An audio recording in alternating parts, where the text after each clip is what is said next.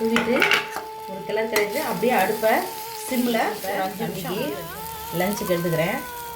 Hi friends, மித்திரத்து cooking சேனலில் நம்ம இன்றைக்கி ரொம்பவே சிம்பிளான கல்யாண வீட்டு ஸ்டைலில் உருளைக்கிழங்கு வறுவல் எப்படி செய்கிறதுன்னு தான் பார்க்க போகிறோம். அதுக்கு நான் வேக வச்சு 3 உருளைக்கிழங்கு உரித்து இந்த மாதிரி கட் பண்ணி வச்சுருக்கேன். அதுக்கு தேவையான பொருட்கள் ஒரு பெரிய வெங்காயம் இது மாதிரி சின்னதாக கட் பண்ணி வச்சுருக்கேன், தக்காளி, வெள்ளைப்பூடு கொஞ்சமாக சீச்சு வச்சுருக்கேன், ஒரு 10 வெள்ளைப்பூடு, கருவேப்பிலை, கொத்தமல்லி.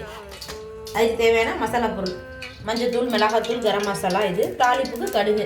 இப்போ அடுப்பில் கடாய் வச்சிட்டோம். கடாய் நல்லா சூடாகட்டும். ஒரு 3 டேபிள் ஸ்பூன் அளவுக்கு நல்லெண்ணெய் சேர்த்துக்குவோம். எண்ணெய் நல்லா சூடாகிடுச்சு. ஒரு 1/2 டேபிள் ஸ்பூன் அளவுக்கு கடுகு உளுந்தம் பருப்பு சேர்த்துக்குவோம். கடுகு அது கூடவே ஒரு 1/4 டீஸ்பூன் அளவுக்கு சோம்பு. இது நல்லா பொரிஞ்சிச்சு. இப்போ நம்ம கட் பண்ணி வச்சுருக்க வெள்ளைப்பூடை சேர்த்துக்குவோம். கூடவே பெரிய வெங்காயம் நல்லா வதக்கிக்கலாம். நம்ம கட் பண்ணி வச்சுருக்க தக்காளியை அது கூட சேர்த்துக்கலாம். தக்காளி சேர்த்துட்டு நல்லா ஒரு கிளறி விட்டுருவோம். சீக்கிரமாக வதங்குறதாண்டி ஒரு 1/2 டேபிள் ஸ்பூன் அளவுக்கு உப்பு சேர்த்துக்குவோம்.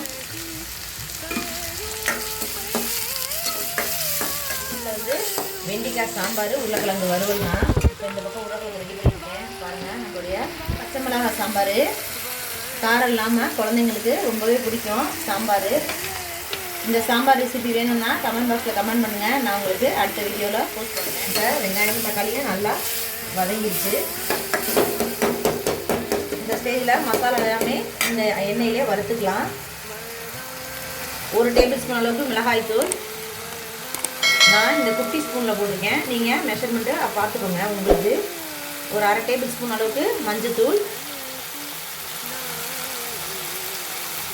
கூடவே 1 டேபிள் ஸ்பூன் அளவுக்கு தனியாத்தூள்,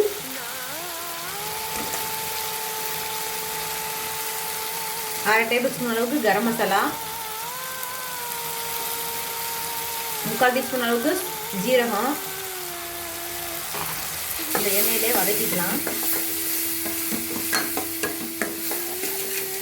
இதில் கொஞ்சமாக காரத்துக்கு கொஞ்சம் வீட்டிலே அரைச்ச காஷ்மீரி பவுடர் போட்டுக்கிறேன். நல்லா காரசாரமாக இருக்கும்.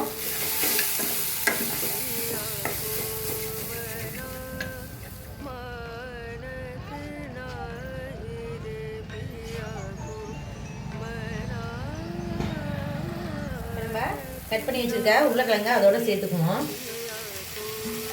சேர்த்துட்டு உருளைக்கிழங்கு வந்து உடையக்கூடாது. அடுத்த லோ ஃப்ளேமில் வச்சுட்டு இந்த மசாலா எல்லாமே அதில் படுற மாதிரி அப்படியே கிளறி விடுங்க மெதுவாக.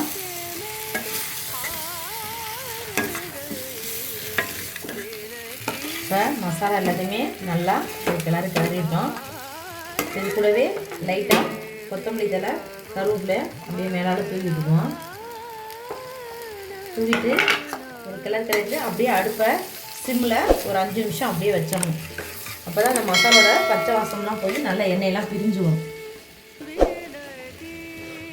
இப்போ லைட்டாக தட்டை போட்டு முடிக்குவோம்.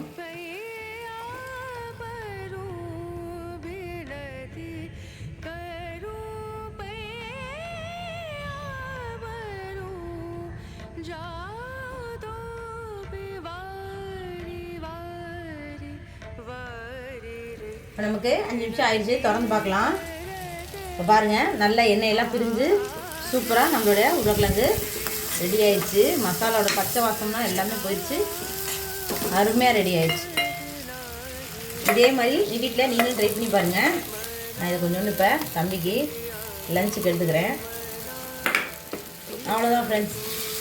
மித்திரத்து குக்கிங் சேனலில் எங்களோட வீடியோ பிடிச்சிருந்தா லைக் பண்ணுங்கள், ஷேர் பண்ணுங்கள், மறக்காமல் சப்ஸ்கிரைப் பண்ணிடுங்க. தேங்க்யூ ஃபார் வாட்சிங்.